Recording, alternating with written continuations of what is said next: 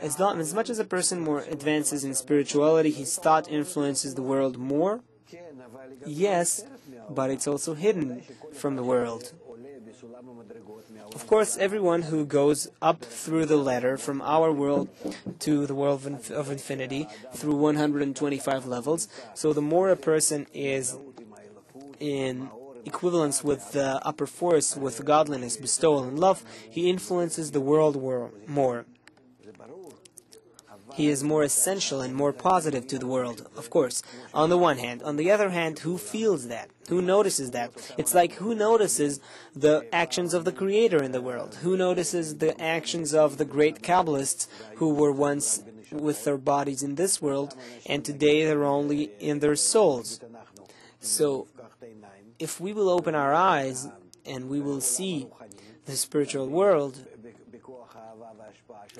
through the force of bestowal and love that we will have, then we will see those great souls, those forces called Rabbi Shimon, Moses, and Abraham, and others. We will identify, sympathize with them, and we will feel them, because we will have that sixth sense. We will have the soul with which to feel them, and we will be interconnected with them. We will feel them in everything. However, one who didn't yet develop his soul doesn't feel the spiritual world. For him, there's only this world. So even though Kabbalists, both those who live in their body in this world and those who live in their souls, they all work in the comprehensive reality, but both have actions that are concealed from common people, because common people are under concealment according to their level.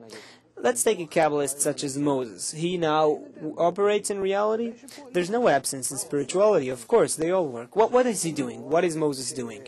It is the force that is added as a correction to all the souls in the system of all the souls, Adam HaRishon, and he works for the favor of humanity so as to advance us, promote us towards correction. Without all those great Kabbalists that operated before, and they operate now, because it doesn't matter whether they are in their corporeal bodies or not, they all work. The corporeal world seems to us as something temporary, something that passes. But if a person sees the whole of reality, he doesn't see it the same way. It's not limited by time, space, and motion. There's no time. There's no time. Rambam also writes that our world is under time, under the speed of light, and the spiritual world is beyond the speed of light. We can't comprehend, grasp that, because we're built according to we understand according to our bodies, according to the way our heart beats. And we perceive through these three axes, time, space, and motion, place where I exist, and so forth. But when we go to a higher dimension, all these data disappear. I'm not limited there by time, space, and motion. And then I have what we call eternity. Let's say I don't know what it is yet as a common person, and there's no place, there's no motion. So what is there? This can't be explained to a person because he never felt it before. But even physicists, philosophers, many people today are in science, they are in the limit of it, and they encounter states where they understand that there is something beyond time, place, and motion. Yes, quantum physics, for instance. Yes, quantum physics says that one particle can be in two places simultaneously. How could it be? Either there is no distance between the two places, or the speed is infinite, or the time doesn't exist.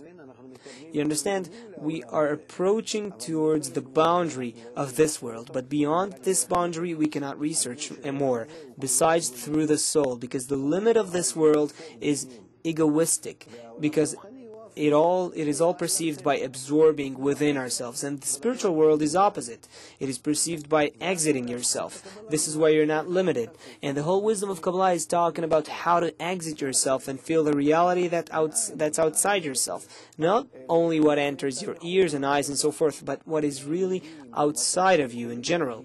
When we reach a state where we are able to feel what's outside and not only what enters me, then I discover a different world, a different reality called the upper reality.